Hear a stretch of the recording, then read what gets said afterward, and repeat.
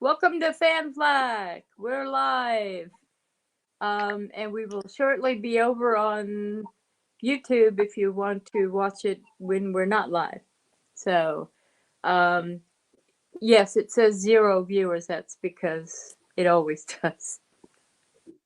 Anyway, um, good morning. We are 12 days out from Thanksgiving, or Turkey Days, we call it here in the former colonies, and all the ones that got cobbled onto it afterwards.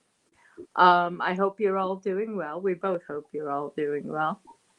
Well, I do. I know Mark can speak for himself. Anyway,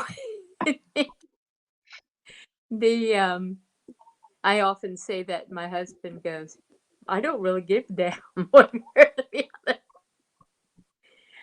Larry's No, joking. you do know. You know the Oh, the hi. the, the two chickens. Or Beth, one of my friends. So anyway, um, Two I chickens are found talking to this guy. what's that? Two chickens are talking to this guy, and the chicken tells the guy, he says, "Well, he may be Colonel Sanders to you, but he's Adolf Eichmann to me." Yeah, there you go. Well, the Get the joke? yes, I got Okay. no This guy walks into a moron. drugstore, and he with the CNI dog, and he starts swinging his CNI dog over his head. The store manager walks up to him and says, "Can I help you, sir?" And he says, "Oh, no, thanks. I'm just looking around."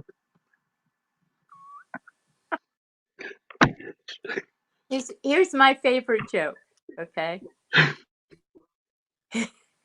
two cannibals sitting down eating a clown. One says to the other, "Does this taste funny to you?" It's my favorite joke. Tells you something, doesn't it? I know All the right. CNI dog joke is my favorite joke. So Yeah. Well, we can now all tell Helen Keller jokes because apparently there's a big expose coming out saying she wasn't as disabled as they said she was. So that's tragic and sad. But anyway, is getting that the back. one where she was trying to read an iron and she burned her hand? Or, Yeah, exactly. Yeah. and that, And in that, I think that's the only Helen Keller joke I know. oh, all of them. How did she burn her face answering the iron? What did I she mean, call they her had the dog? What's that? Yeah, the hand. what was it? So, What's your name, Merlin? So yeah, that, that's a a lot horrible. of people probably don't like that. Well, I I have mean, they've and had they're some fun. really disgusting. Remember when they used to have the dead baby jokes? Oh yeah, and dead kitten and dead. I know. You know, Anyway, how do you yeah. unload dead babies? How do you unload dead babies from a pickup truck with a pitchfork? And Uh, how can you tell the dead? How can you tell a dead baby from a live baby? And you go dead baby, live baby. oh god. Those used to be funny. I don't think they're funny anymore. No, it's when you get older, they're not funny anymore. All right, let me Nope. tell my. I somebody asked me 2 weeks ago to tell my Jimmy Hetfield story. He's the lead singer of the name of it, Metallica, I always have and trouble knowing which way to point oh yeah, yeah, I know. You because got to it's point that backward. way. That's at you. Yeah. The okay. My grandparents across the street from a family that my grandmother called the Hatfields. And by the way, they didn't live in Downey, so it doesn't matter what Jimmy Hetfield's bio says. They didn't live in Downey. Um, they lived in a small town called Southgate, and since his mom is gone now, it doesn't matter. Um, they were on Lincoln Avenue, and they lived just across the street, sort of toward the corner, because his dad drove a semi. He was a truck driver, and he had to park it on the street. Well, she was a piano teacher. She taught our sister piano, and so we knew them, you know. And we sort of ran around with the kids in the neighborhood, and Jimmy was one of them, and didn't think much about it.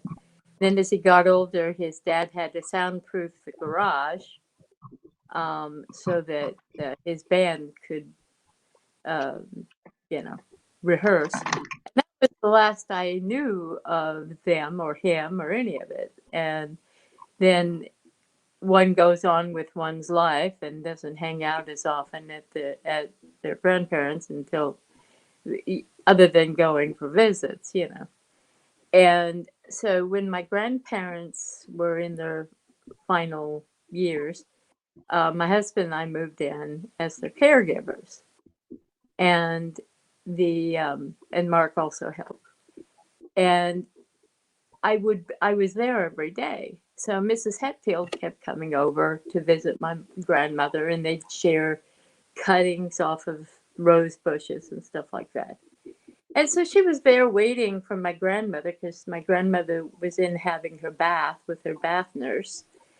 And I was just sitting there with Mrs. Hetfield, and we're talking. And I said, "Wow, I saw Jimmy come in with his car. It's really nice." And she said, "Oh, yeah, you know, he can afford it." I said, "Hey, Dad, he's obviously he's got a good job." She said, "Well, yeah." And I said, "Well, does he still have his band? I'm just making small talk." And she said, "Well, yeah." I said, "Oh, really? What's he make a living with this? Oh, yeah.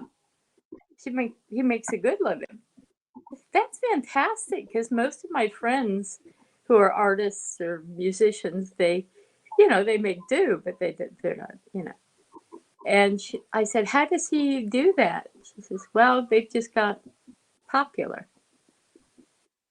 And I said, "What's the name of this band?" And she said, "Metallica."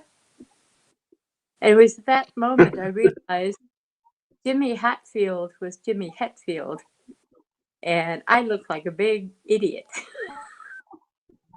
However, Mrs. Hetfield, whom I called correctly from then on, told Jimmy this story, and he thought it was hilarious. He laughed so hard he almost barfed.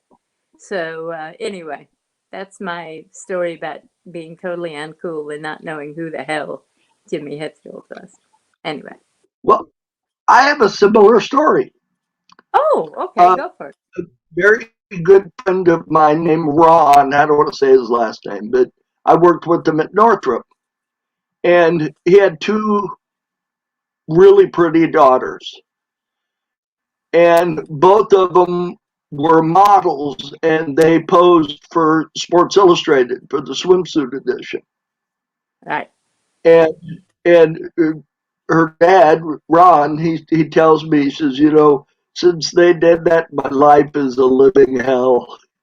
He says, I get we get dozens of phone calls every day from guys they've never met. How they got our phone number, I don't know.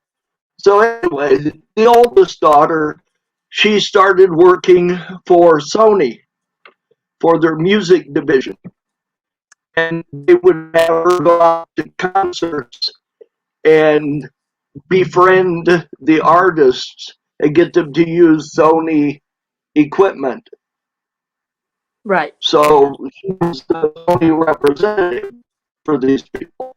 So this band member asks her out. And she says, "Well, that'd be good." He says, "Well, I don't have any time today because right after the concert, we're going to our next place."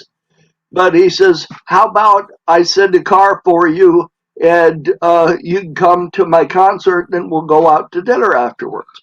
So she's like, "Okay." So he sends a car to pick her up. Well, the car takes her to the airport, and he's got a private jet sitting there waiting. And so she gets in this private jet, and he flies her to London, and he sees their concert. She sees the concert, and then they go out to dinner. Well, she ended up marrying him. Oh, So she brought him to meet her dad. And he had tattoos and stuff. And he says, look, this is all just a front. He says, I invest my money. And he said, well, what's the name of your band? He says, it's T-Rex. oh I don't know if you God. remember. Yeah, I remember T-Rex. Good grief. Did they stay married? So Okay, we're having problems with Spectrum as usual. Let's see, Mark, I think you're going out. If you can hear me, you are frozen here. So let's see what's going on here. I love this, I really do. Okay, I'm going to remove him and then add him back. Because otherwise, it's not happening. Anyway, let's see, what can we talk about? The fourth quarter on eBay has sucked so far, although mine picked up discernibly this week.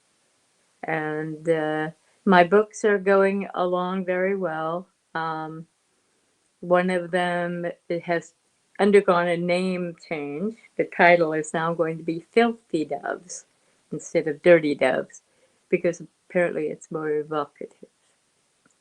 And by the way, Matt, if you're listening, I will get back to you. It's been madness this last 2 weeks. And my life seems to be like that, especially when I'm working on books.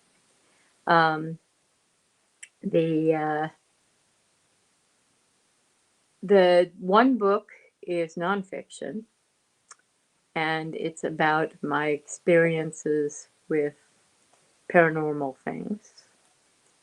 And I don't have a title for it yet because those are always the hardest things. Ah, we have a Mark back. yeah, I don't know what happened. We both died. Yeah, I know. We're back though. My internet switched over to my DSL by itself for some reason, but I'm back. Oh my God. Anyway, I was But just saying, anyway, it was T-Rex, and they ended up getting married, and I don't know if they're still happy, but well, hey, good for her. The My God, can you imagine getting in a car thinking you're going to a restaurant? and find out you're going to London. I gotta tell you know, well, I didn't know if it was real and if you were going there and it was, you know, yeah. But hey, anyway, the that's the thing with living in LA. You tend to know people like that and or know connections to people like that. Especially being a writer. Writers make very little money, but we do meet all kinds of interesting people. So I wanted to talk a little bit about Steve's movie. Am I getting his name right? Yeah, Steve Ross. Steve, yeah, I thought so. And apparently he's in pre-production now. Yeah, so that sounds like he got the money from Yeah, somewhere. that's fantastic. All right, maybe the Halloween thing um, made a good result. But that sounds very exciting. I'm very happy for him. I And noticed on his group on Facebook that he had about 10 or 12 people wanting to know if they could be in the movie. oh, of course, So all these that's have he's all now these going to be. has been actors. Yeah. He's going to be inundated with scripts, too. I told him off StreamYard that he'd have to be aware of that because the minute anybody finds you're in the industry, you get thrown things at.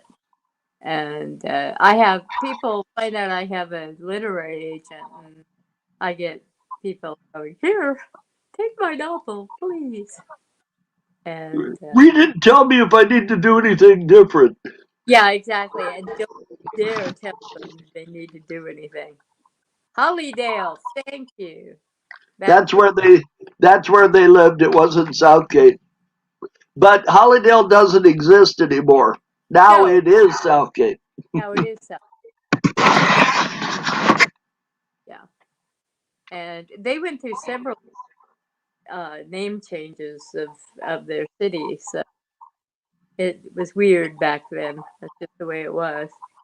Remember that And restaurant that was by their house oh that was yeah, shaped like an orange? It was one of oh the original Orange Julius yeah, and places. they took the shell off of it and just Yeah. had the hamburger stand. Yeah, I know. We used to actually went there when we were staying with them, caring for them. You know, we didn't have a whole lot of choices in the in the way of restaurants in the area. Well, So I used to like uh, my sister and I would take our radio flyer wagon, yes, and it was like a stake bed wagon, and we would go around to all the neighbors' houses and get Mother's Pride soda bottles and whatever kind we could talk them out of, and we'd take them up to Westco Five and Dime oh, and cash them in, and they had a great big candy place, yeah, and it was all real good. Everything was a penny except for the grape gumballs, and they were 2 cents. yeah, And definitely. all good stuff. And they had toys. A lot of the reason I got into plastic toys is they used to carry them there at Wesco in their little toy department. Yep. Yeah, they had what I loved about that place is they had old stuff. I mean, when they closed, it must have been whoever bought stuff must have been rich because they had stuff from the 40s, back when I was a kid, in the 60s, late 60s, early 70s. You So could you it could get all sorts of good stuff if you'd buy a place out like that. yeah. I happen to know the guy that bought out the toy store at Knott's Berry Farm, and the one that had the train running around at the top. And I used to get little corgi cars and things when we would go there. So when they were clearing the place out and they had moved all the shelves, well, they moved this one big shelving unit out, and behind it there was a door. So they opened the door, and then there was shelves full of cast iron toys from the 30s, and they'd never been opened. And back at that time, the cast iron stuff was still worth money. And Oh, he told me that he made more than $1 million off of that purchase. I have no doubt. No doubt whatsoever. That the cast iron stuff alone, that he made a bunch of money on. So Yeah. he was very pleased with that purchase. Yeah, it's amazing what you can get with stuff like that. I know I have a friend who was in at Kristallnacht, Germany, and uh, now it's called something else. Used to be the oh I can't anyway their big Christmas thing. It's something like Kristallnacht, but not obviously. But she picked up a box, a big wooden thing. And she's like thinking, oh God, how am I going to get this home if I buy it?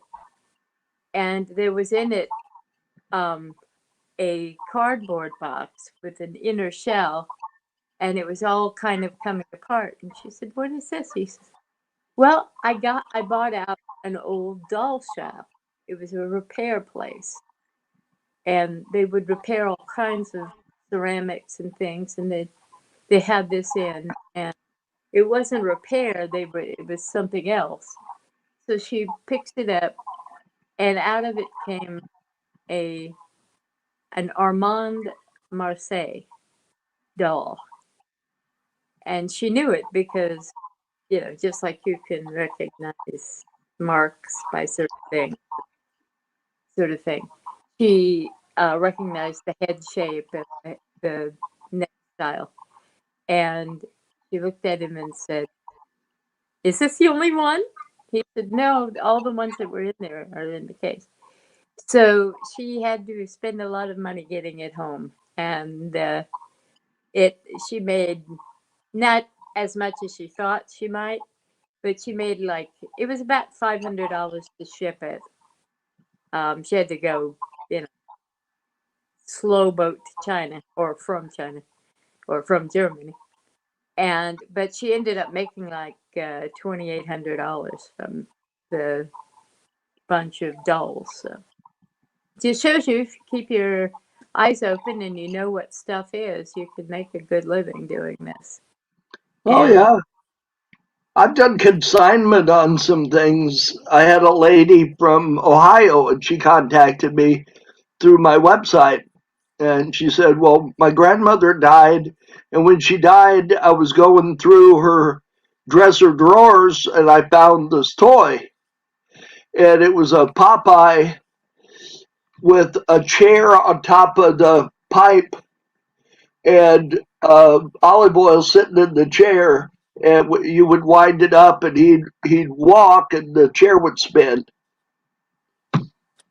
phew, looks like And and on the box, it was funny because it said Popeye with olive oil. It said Popeye with olive oil on his pipe. yeah, that could have been Oh, that wouldn't go nowadays. But I sold it to this guy. He had six of them, but he didn't. This was in much better shape than any of the ones he had. right. So he bought it from me for $3,800. It still had the price sticker on it, said 59 cents. Isn't that And kill? and so I sold it for her, and I got 10% or 20%, 20%. Whoa. So I got $760 for selling it. Very She said cool. she didn't mind paying me at all. She says, because I didn't know anybody that would give me $3,800 for this thing. Yeah, if she'd taken it down to the local junk store, they might have given her $50. Yeah, somebody would have paid her, but not $3,800. I just Yeah, happened to find this guy who he came to the toy show just to buy that toy. right. I mean, he didn't buy. He came in, bought it, and left. And So left. Well, there you go.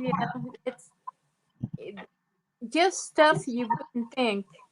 I mean, one of my favorite stories is about this lady who bought this whole big bag of plush from the Aristocats from when it first came out, and she said, "Well, I want to sell them, but I want to keep Marie."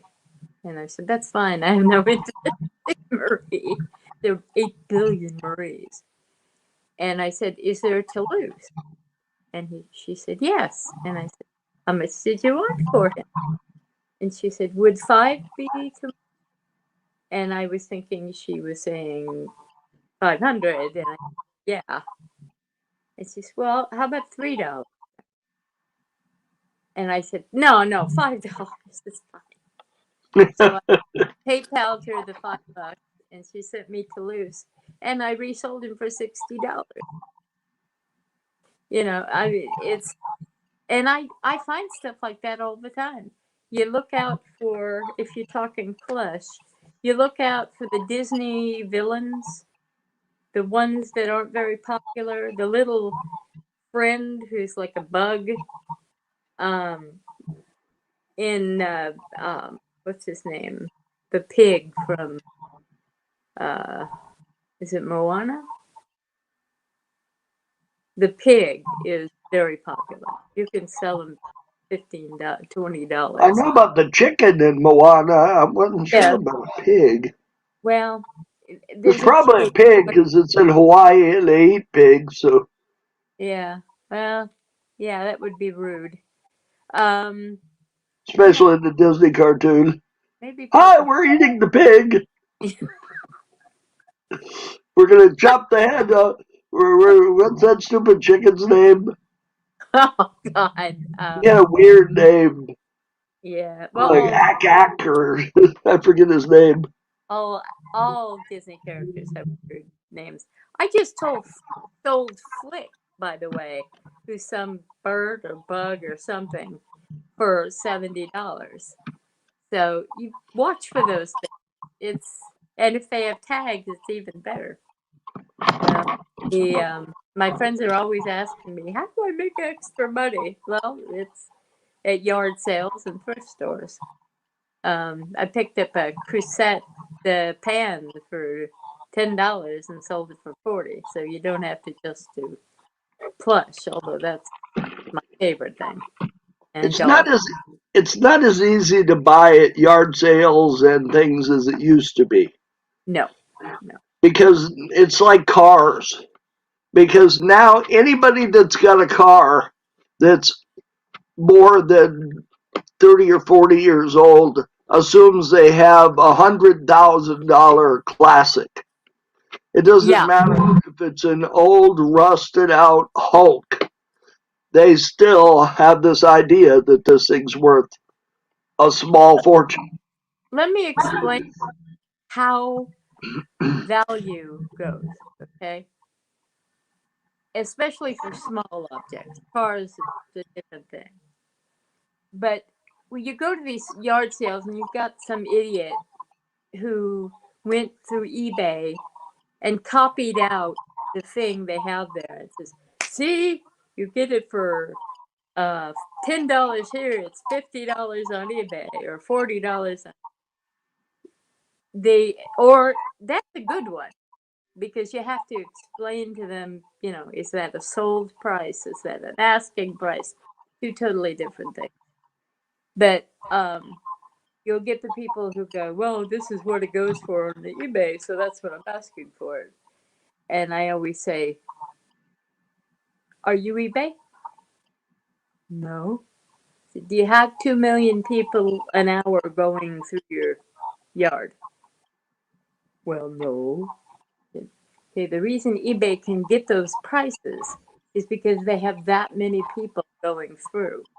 You you charge those prices at yard sale, you're gonna keep everything.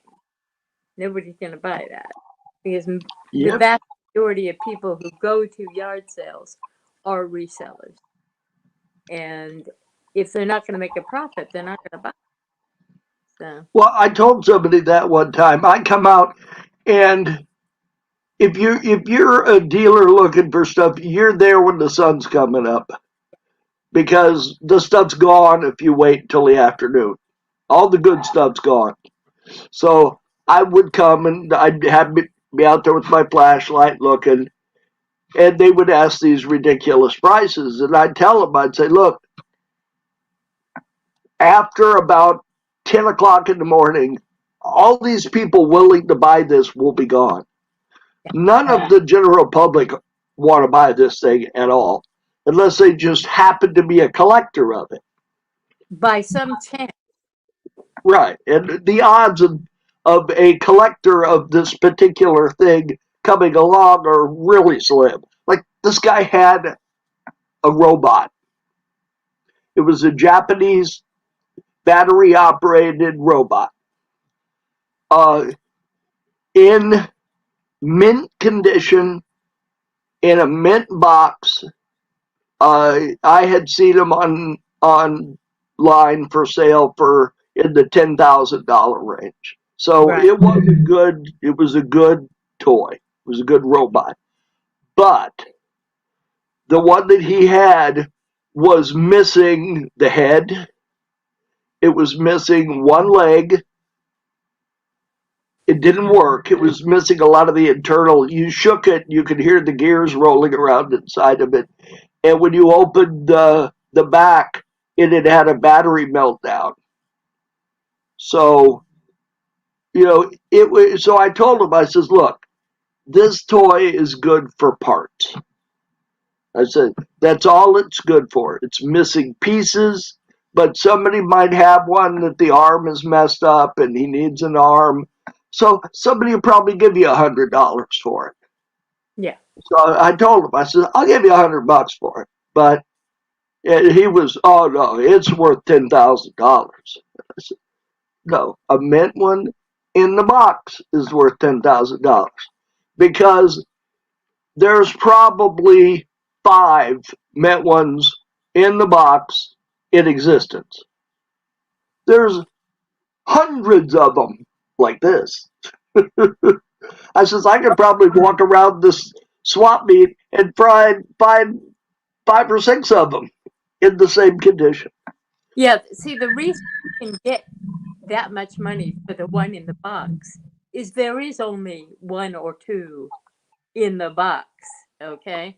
That's why it's valuable. And condition is everything when you're talking about collectible anything, but Uh, especially.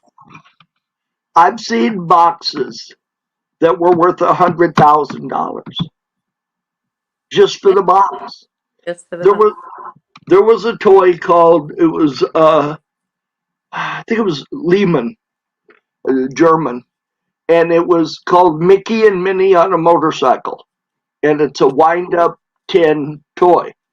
Right. I've seen them sell at auction at Christie's for 30 grand Mm-hmm. for a nice one that worked, but no box. Right. So this guy in West Virginia had bought Christmas presents and had hid them. He wrapped them and then he hid them in the attic in his house. And before Christmas came along, he died. And nobody knew he put these toys up there. So the family, they had run out of family members, so they were going to sell the house outside the family. So they went in to clean the house out before they sold it. And somebody went up in the attic and found these Christmas presents all wrapped. Well, they opened them up, and most of them were stuff that weren't worth anything. But they opened this one up, and it was a Mickey and Minnie on a motorcycle in the box. Ooh. And they sold it at Christie's, and it sold for $130,000. Yeah. So the difference between a mint one out of the box and a mint one in the box was $100,000. So when you buy toys, say in the box. And buy 2, leave 1 in the box. But don't expect it to become a big high dollar collectible because what's going on now is everybody is doing that. Everybody is buying and reproductions. That's the other thing. Yeah. G.I. Oh, yeah. Joe, G.I. Joe 1985. There was a character named Baroness, and Baroness had a machine gun, all dressed in black. She was a bad guy. She was one of the Cobra characters. And a good mint one out of the package is about $50. One mint on the card, about 250. Well, Hasbro slash Kenner reproduced it. Looked just the same, had a different date on the back, so they did the right thing. You could tell which one's a reproduction, but Right. it just killed the value of the original. Because what happens is the people who were willing to pay $35 or $40 for the original, they just go down and spend $12 buy the reproduction, take it out of the package, sit it up there. Nobody that walks in there is going to be able to tell unless they get a magnifying glass and look at it. So when they reproduce stuff like that, it kills the market. It just destroys it. So all these repro GI Joes have hurt me because I've got hundreds of GI Joes. So, oh, also make sure you keep your weapons and accessories in a plastic bag with the figure because you have no idea how much difference that makes to the value of something. Absolutely. Weapons. Luke Skywalker, not G.I. Joe, is Star Wars, of course, but the original Luke Skywalker had built into his arm had a lightsaber. The one with the lightsaber, mint condition, good shape, it's about $400. No lightsaber or a reproduction lightsaber, maybe $60. So there's Yeah. a big difference. Well, rarity, condition, the important factor, and the rarity with Plush. It's because the less popular characters aren't produced as much, and that's why Lucy will go for more than Brown. Although it's hard to sell Lucy, but when she does sell, it wasn't a very nice character. But somebody asked me about Peanuts Plush again. Charlie Brown still sells. Snoopy still sells. Woodstock you can't give away. You put Woodstock with Snoopy, it's better. But the main characters you want to look for are Peppermint Patty, Marcy, who was Peppermint Patty's little friend, or little lesbian friend, as Lily Tomlin used to say. Schroeder, who is very good, and Pigpen. And the most important one, Franklin. Because most people go, who? Is The only black guy. Yeah, exactly. And because of the way things were back then, he wasn't in as much of it as he should have been. But Well, he's popular now. now when you say that Marcy's a lesbian, a lot of them say Peppermint Patty was also. Oh, yeah. That used to piss off Charles Schultz to no end. The only time I ever heard that man yell is he was on some interview and somebody asked him that. And he says, they're children. I didn't give them that kind of background or backstory. They're children. Cartoon character. Well, besides, he was Charles Schultz and he was of another era. But anyway, those are all very good ones to pick up if you find them, especially in good condition. Pigpen goes for $70. Rotor goes for about $50. You put Charlie and Lucy together, goes for about $25. And Woodstock, good luck. He's become the Tweety of Peanuts world. There's something about yellow plush that just doesn't do well. Linus of the main characters and Sally are very. Now, I saw a collection on Facebook Marketplace the other day of Dakin Peanuts characters. Yeah, Peanuts are unusual, and they go for about double what the Cedar Fields or UFS or any of the earlier ones do. The most popular Dakin character is the Roadrunner. Yeah. It's almost impossible to find the Roadrunner. Well, you have one? A Dakin Roadrunner? Yeah, I do. I have a Dakin, Wile E. Coyote, and the Roadrunner. In the bag? No. Nope. Not that lucky. But I'll still get $100 for the set. Oh, yeah. The Roadrunner's the most popular one. Yep. Well, the colors are real cute. Now, another one that's real popular, but you'll never find them is Speedy Gonzales. That's the I rarest. It's kittens the all. rarest bacon. I have two. Does I he have bought this? Does he have the scarf? no That's or what's that. always missing is the scarf. Yeah, but I bought. I this lady who worked for Dakin had all of the various cartoon sets, and I bought her. Wow. So I had to pay up for it, but I got Now them. you know another one. I'm not sure it was Dakin, but I know they made a set similar to the Dakins. Was Banana Splits. Yeah. Oh God, banana splits. It had the characters and that little six-wheel car Yeah, came in the set. yeah. That's almost impossible. But it. Yeah, it's like a lot of that stuff. You Yeah. know, a lot of people don't realize you were talking about value, that it's not rarity, that it's got to be a combination of rarity and popularity, Yeah. because it could be just as rare as hen's teeth, but if nobody wants it, It, you know, you're going to go yeah. home with Yeah. it. Well, if you're looking for it, then it's popular. That's the element that is left out. If you're a collector and you're looking for it, obviously it's popular. And God knows everybody's got their own thing. I mean, who would have thought that people would be collecting Dark Shadows 50 years later? And I have got an email from somebody who just read the Dark Shadows Companion, and they're 16, and they just watched it on Tubi.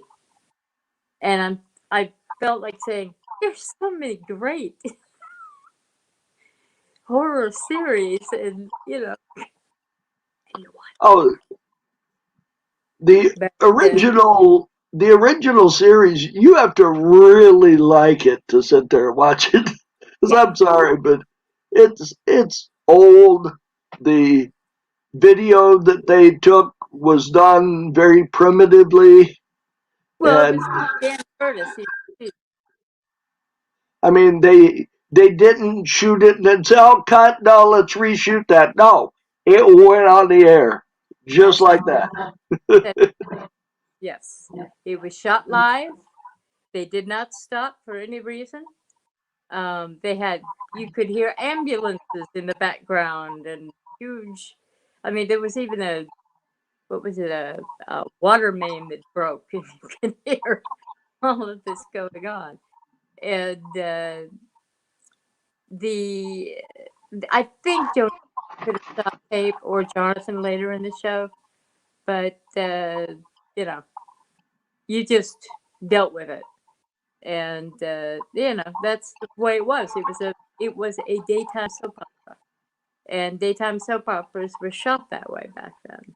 And the they did. There are some things that are just wonderful that they did, but the idea of sitting down, I wouldn't. I mean, I've watched. I think I had to watch the whole series when we did the book. I love certain of it that I remember fondly, but um, I would not sit down and watch it now, and certainly not with so much.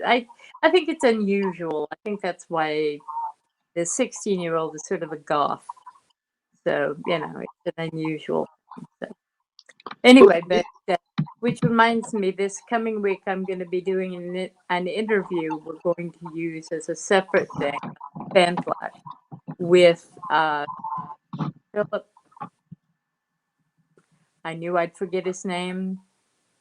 I also forgot Steve's contact information. I was going to have that too. I'm going to be doing an interview with a gentleman who buys and sells on eBay and loves Dark Shadows. He's a huge Dark Shadows fan. So um, that'll be interesting. That'll be midweek. I just scheduled that and forgot to mention it to Mark. Now, what era at the very beginning of Dark Shadows was that supposed to be? It was supposed to be modern day. they didn't go back in history until about a year into the series when they Because there had. was one that I was watching on YouTube where they were showing bloopers, Mm-hmm. and they were filming this one scene, and you could hear a phone ringing, and it was supposed to be in an era where there weren't No, phones like that. well, you have to understand in the reboot series in 1990, there's a scene where a character has to get a transfusion. And of course, blood transfusions were not invented until deep into the 19th century. So, Yeah, but you could kind of just well, that's what, when they pointed this out to Dan Curtis, Curtis says, "How do you know? Maybe somebody was doing it before." yeah. And that's what happened. So, but no, the phone ringing, they had all kinds of stuff like that happen. And they didn't, they would say later that day, they'd go to the local bar and they'd say, "Oh, thank God, nobody's going to see that again." It never even occurred to them I that was watching rewatch it. the bloopers on another thing, and they were showing a western, Hmm. and they were in a bar, and you see the extras back at the tables, and there's one extra sitting at the table, and you see him look at his wrist and pull his shirt back, and he's looking at his watch. Well, the watch was obviously a modern watch. They had watches back then, but not that looked like that. Yeah, they on Bonanza they used to have wrist check. They'd make everybody show their wrists. Remember, no wristwatches. So, You're a Viking. They yeah, didn't have they, wristwatches. they didn't have them then. Well, But there's always the famous bloopers. There's the Spartacus oh yeah, blooper. I don't know if you with who was it was in Spartacus? Tony Tony Curtis. and And there's this Ray. big battle scene, and if you look at the very back of the battle scene, there's a Greyhound bus going along the road back there, and they never did cut it out. I'm sure now somebody's No, edited it the out. going, it's a glitch. It's a matrix glitch. Said no, it's bad continuity. That's what it was. Oh, you see bad continuity all the time. You ever see the Nitpicker's Guide to Star Trek? Yes. There's like 6 or 8 books. There's one for Deep Space Nine, and they talk about Space Seed, which is the Ricardo Montalban episode, Yep. Mm-hmm. and Shatner's got his phaser on. Well, all the phasers and stuff were attached with Velcro. Yeah. They didn't have pockets, so they were just stuck on with Velcro.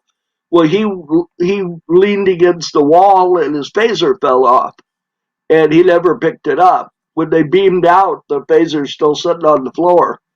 They Uh, said, "Well, gee, they gave these aliens in the refrigerators a phaser." yeah.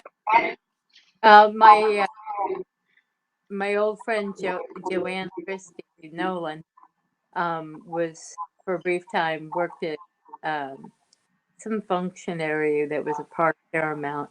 She's a costumer, and she said that the the movie costumes were in just reprehensible condition. So that's going to tell you if they were like that. Can you imagine what the old Star Trek costumes that weren't, you Oh, know, hardly any of the first season costumes survived because they yeah, were made out of this cheap velour material that had a tendency to get holes in it. yeah. The moths ate it up, and it was in terrible shape. And I mean, Shatner, almost every episode, he had a shirt torn off of him. Like that great scene in Galaxy Quest. I see you got your shirt turned off. Which reminds me, let's talk movies. I saw Dune. I loved it, and I hated the first one. So I think that's mainly though because I had to see Sting in a thong.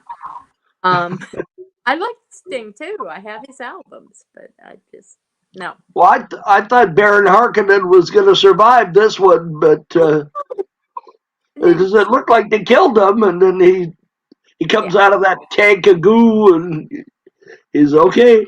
no, but it was just ugh.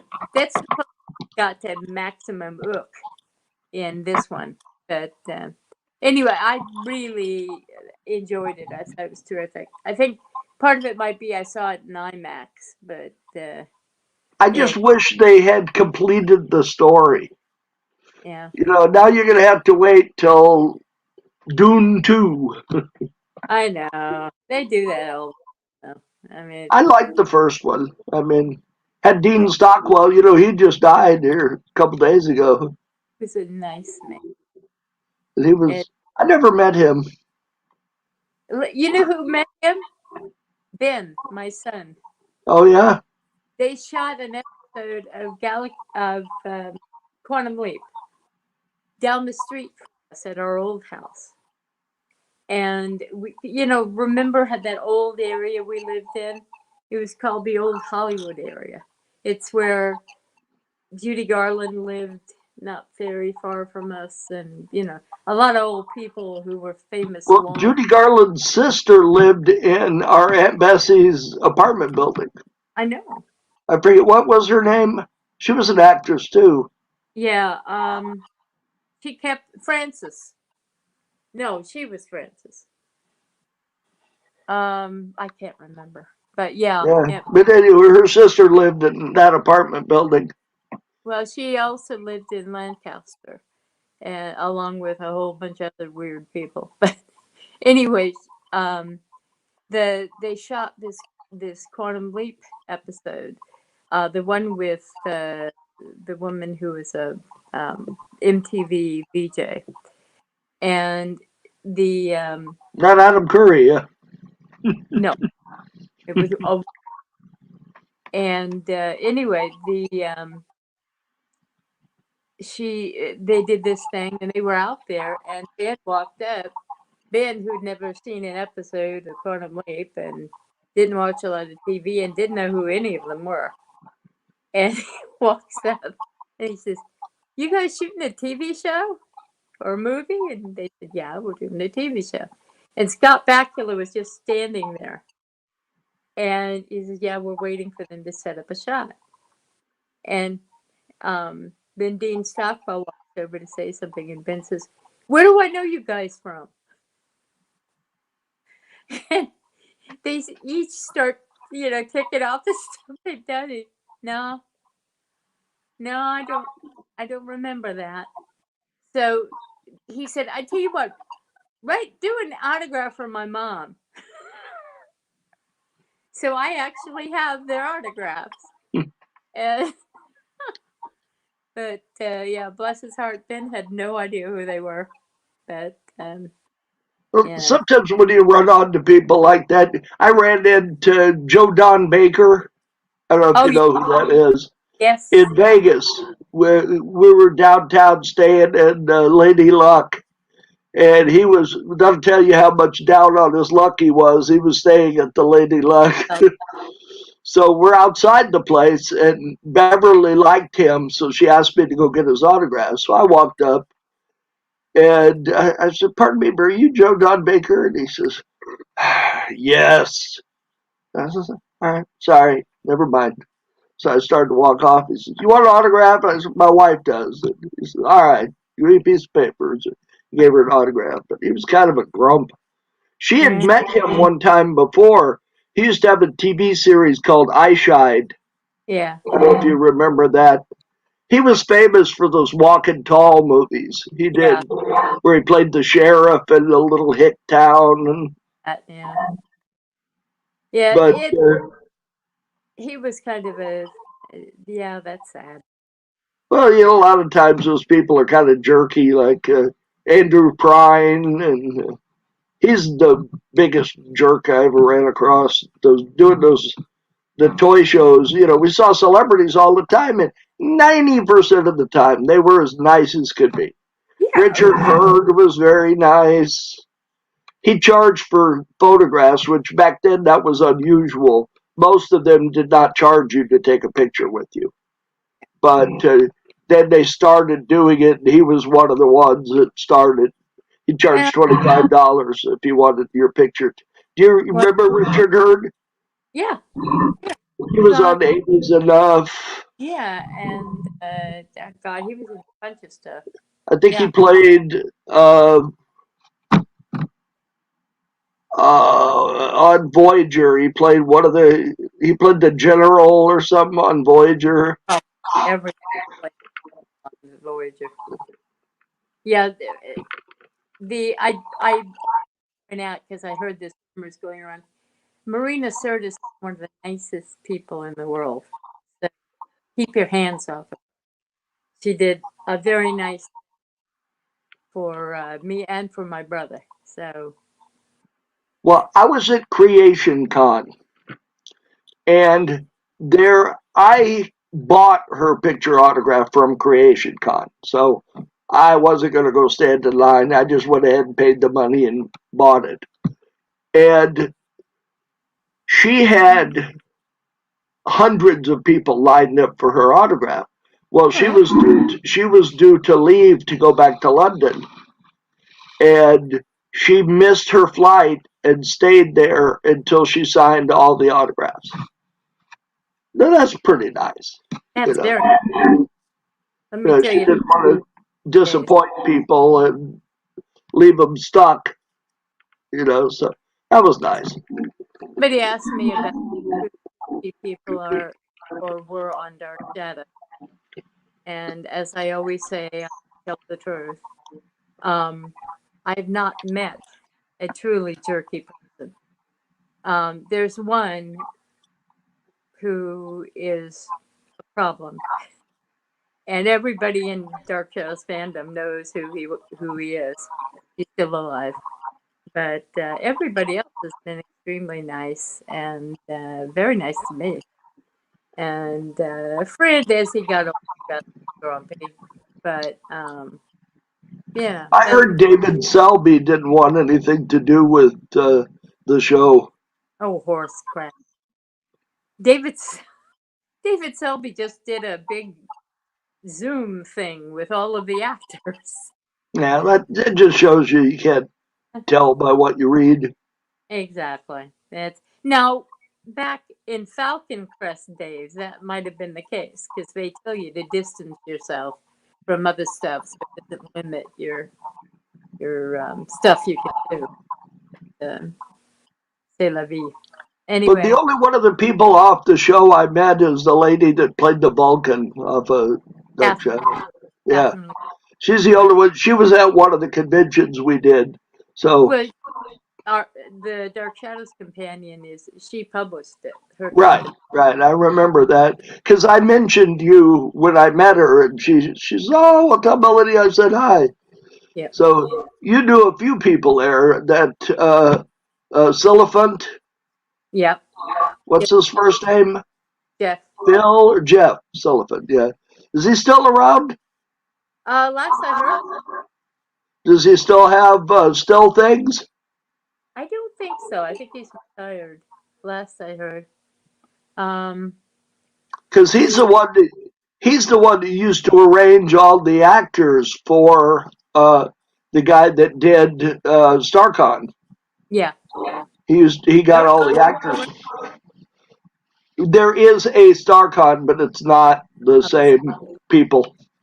Because but it. him and his wife Lisa, I forget the guy's name that ran StarCon now, but Lisa was his wife, and they got divorced, and she took the show, Yeah. and I don't think this one is any because it doesn't look like it, or and Well, it's not held in the same place. So it's I don't know. Flash Cat, Continental Kids.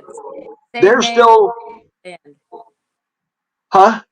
The guy who was the Wes, who was the sax player, he is the only one of the original band still alive.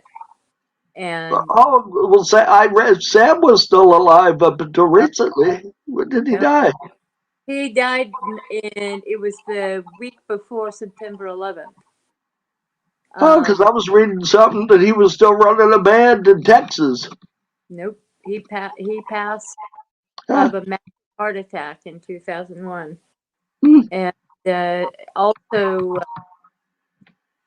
oh, what was his name? The guitar player, the tall, The tall, skinny, bony guy, yeah, the tall, bony guy. the He one that also they called him Slash.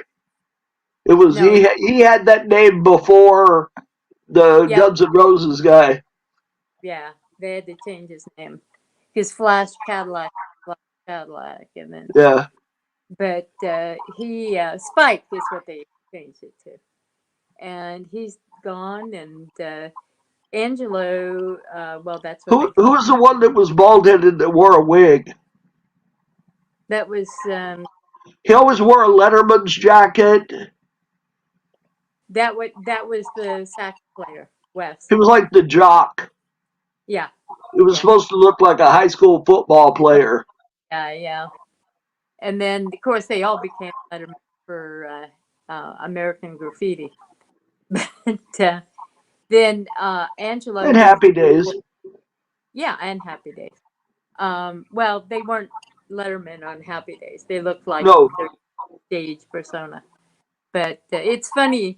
There's the only professional photo left over from their doing Happy Days is, and I should say Sam McFadden played Flash Cadillac, and he was always Flash Cadillac. He was in character. And there's this picture. Fonzie is the Fonz, and Spike is Spike, and there stands Sam McFadden, who's grinning like an idiot, going, "I'm here with Fonzie." And it's just the only out of character photo I ever saw of Sam. So anyway, they have all gone. Angelo, the keyboard player, died of ALS, and it was a horrible way to go. And we are now past the top of the hour, so my yes, mouth we got are. it. Anyway, I hope everybody are. We have well 4 people, so we are going to wish everybody a great week. Go see Dune. I'm going to see Eternal. I saw Antlers too, which was actually quite good. It was about a Wendigo that sort of they turned a werewolf into a Wendigo, but it was really quite good, and I enjoyed it. And Do you have Disney Plus? no, Okay. I was I gonna say will. watch Lucas because that's a new Pixar. Ah, cool. Okay, and Okay, so but the you guys watch on eBay. This is Barbara Streisand. She's going to show up on eBay. This is the first of my wife's collection, my late wife's collection that I'm going to be selling. So if you like Barbara Streisand, keep an eye open. Beverly also collected. I like collectibles, and they also will be out. What's your selling, Mark? I'm Bald Toy Man. I don't know why he calls himself that. Yeah. See, now, just real quick, I used to be Toys Etc. on there, TOYZETC. But eBay got this new rule that you couldn't have the same username and email. So they forced me to change to Bald Toy Man. So That's that's funny. why that happened. Okay, we're fluff stuff. So I You say that again because you broke up. oh fluff and stuff toys. My HR fluff and stuff. yeah, I well puff and stuff was taken. So You get sued. yeah, I know I would. I don't know Anyway, if Sid and Marty Croft are still in business, but I I'm don't sure they're know. dead. Probably. Anyway, well, you guys have a great week. Mark, you have an even better one. And we will see everybody for the Sunday before Thanksgiving. And so start watching your calories because, that's what Have a I good did. weekend and don't clown around. Yeah. Oh, yeah. Especially with killer clowns because they'll kill you. All right. Have a great week. Bye. You too. Bye bye.